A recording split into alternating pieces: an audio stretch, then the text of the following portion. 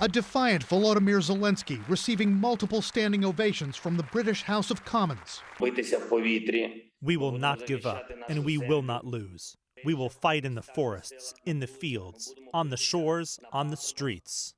Zelensky likely reminding his audience of the wartime inspirations of Winston Churchill, who addressed the same body after the evacuation of Dunkirk.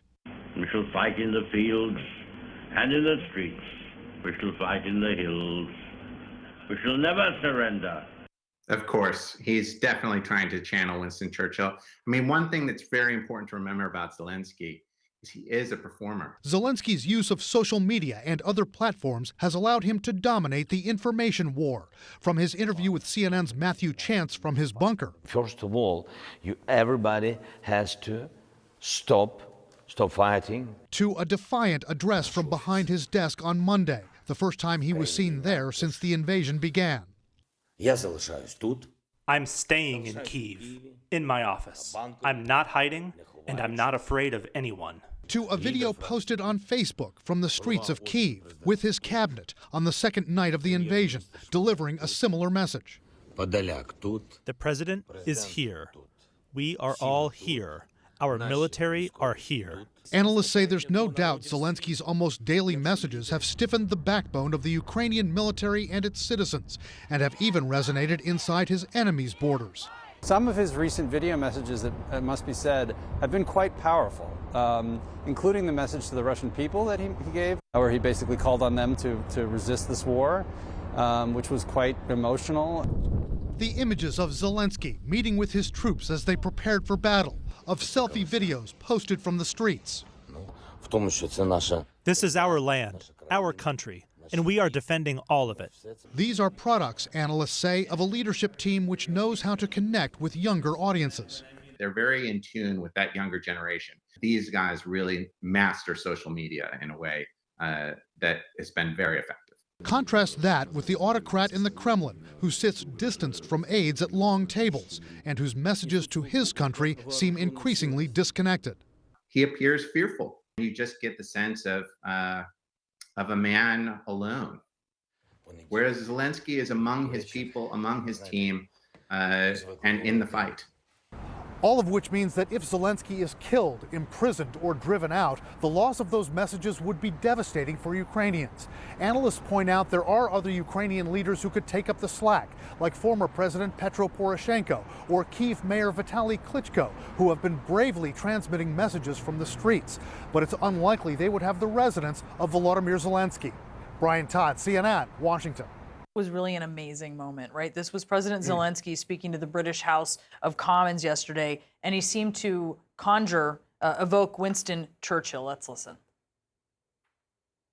We will not give up, and we will not lose. We will fight till the end, at sea, in the air.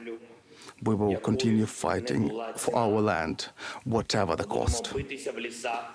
We will fight in the forests, in the fields, on the shores, in the streets.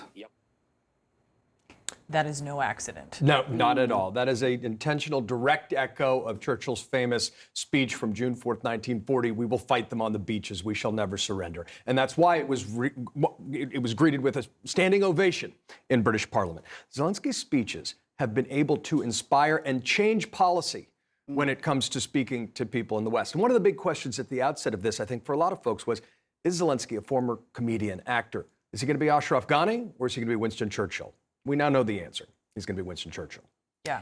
And he's drawn the people together in a way that he stiffened their spine. Now, I know that a lot of foreign diplomats would like him to leave, but they now understand he's not leaving Kyiv. And if he is assassinated by the Russians in the process, he becomes a martyr, and that continues to draw the Ukrainian people together. As one diplomat told me, he becomes the most famous Ukrainian of all time. He's almost single-handedly, I think, especially because he's evoking so much World War II through so much of what he's saying, John. He's almost single-handedly making people, Western allies, wonder, oh my God, is this the sort of the beginning of a World War III? And if it is, and whatever comes after this, what are we going to do right now? Right? It's sort of a reckoning that he's creating.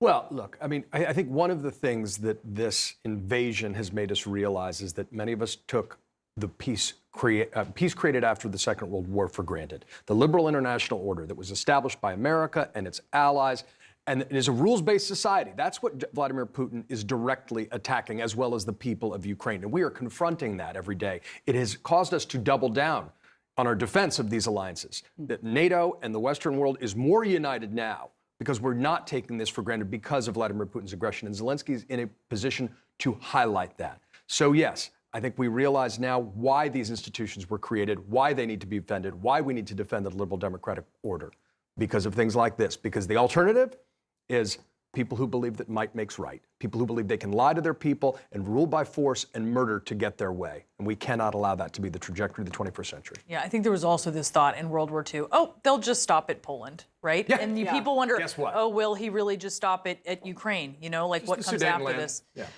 Kim, John, thank you so much for the discussion. Really appreciate it.